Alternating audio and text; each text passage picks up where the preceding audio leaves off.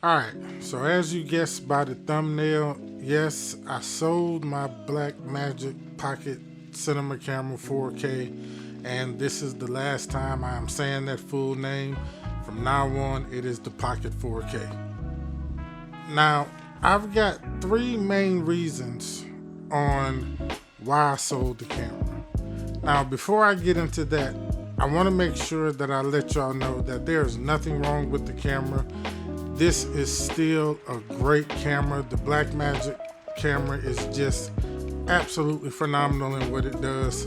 For the price that it costs and everything you get with it, that camera is absolutely amazing. But for my needs and how I've grown, it kind of became a headache. Let me take you back for a minute. So during the early part of my career as a filmmaker or videographer or whatever, I was having some, I guess, doubts about my skill as a filmmaker. Everything that I made, I hated. I didn't think that I actually knew what I was doing.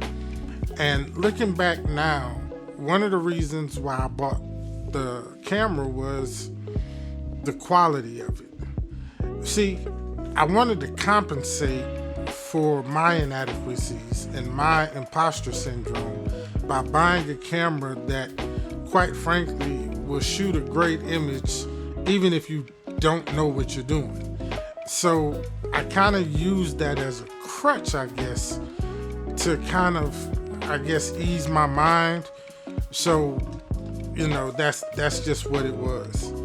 And again, for the price, you just couldn't beat it. Fast forward to now, and my business has grown and things that I do have grown. I went from just trying to be a filmmaker doing narrative stuff to getting into more business type content. And as the years have progressed, short form content, more running gun type stuff has become kind of the norm now. And let's just face it, with a cinema camera, at least that one, it can slow you down a lot. I mean, this thing, you have to rig out with everything. It gets heavy, it gets big, it gets clunky, and it really just kind of slows you down in the environments of simply trying to grab a camera, slap on a lens, and just go grab content when you need to. Now again, all this is for me, it no longer served the needs that I had. And I found myself gravitating more toward my Canon RP more because it's a smaller camera. And it got to the point where I didn't even want to shoot with the Pocket 4K anymore. I left it rigged up because I got tired of breaking it down and rigging back up and breaking down and rigging back up. So I used to just leave it rigged up, and I absolutely hated trying to go shoot. And so I made the decision, said, you know what? I've got to do something different. So the camera that I sold it for was the Canon R7. Now, some of you may be thinking, that's a downgrade. Or some of you may be thinking, like, what sense does that make? But for me, it makes perfect sense. The R7, which is what I'm shooting on now, has great image quality. It's small, it's compact. It does everything that I need it to do. And it's definitely useful for those situations to where I need to do some running gun type stuff. I need to grab a camera and grab some photos, and grab some video content.